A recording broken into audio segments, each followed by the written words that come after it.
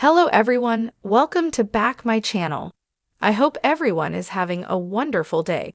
Before starting the video, please go ahead and hit the subscribe button. At first, viewers weren't sure where Sharon's latest storyline was going. Fans began to wonder if they were in for another round of bipolar kleptomania or a revival of the Sharon/Nick/Phyllis love triangle. But as the plot's angle comes into sharper focus, it's clear that we may be headed for a repeat of history, but a much more devastating do-over than we ever imagined.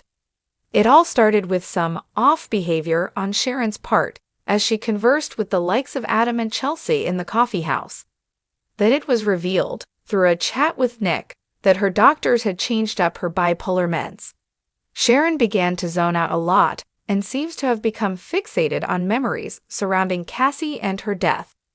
During an exchange with Daniel, who was the drunk individual Cassie was attempting to drive home from a party when she crashed the car, Sharon again displayed unexpected behavior and flashed back to screaming accusations at the young man after the incident, before she knew he wasn't the one driving the car. Next, something even stranger caught our attention. The writers penned an unlikely friendship between college-aged Faith and young teen Lucy Romalotti, Sharon's daughter and Daniel's daughter.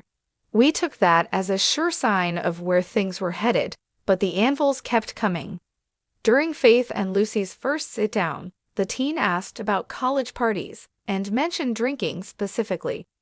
Faith explained that she doesn't drink, having been there, done that, and ended up in the hospital receiving Uncle Adam's kidney after drowning her sorrows during a bout of bullying and wrapping one of the ranch's trucks around a tree. Fast forward to Lucy stopping by Sharon's place, looking for Faith, and finding herself poring over an album of old photos of Cassie with her friend's mom.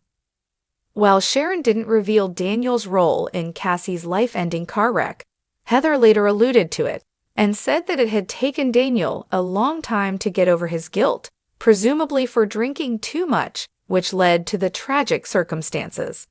If Lucy's like any teen we know, it's not gonna end there.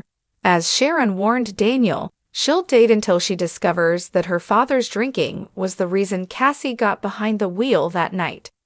Considering that Daniel's drinking later in life broke up his family, it's bound to have an impact. This is where we get the chills. If Lucy turns to partying to distract herself from her intense feelings about her father, and Faith runs to the rescue, leading to another car accident, it will be eerily similar to what happened with Daniel and Cassie, especially if one or both girls end up hospitalized and on death's doorstep as a result. But our premonition doesn't stop there. One has to consider the ominous music that was playing at the end of the Friday, July 12 episode. It could hardly be ignored, but it wasn't just playing behind the scenes in Sharon's home, but also accompanied the scenes of Victoria watching her children bond at Crimson Lights. Might we be headed for a multi-family tragedy that not only involves Sharon and Daniel's girls, but also one of Victoria's children? Any way you slice it, Young and Restless is dropping anvils that doom and gloom, and plenty of tears are ahead.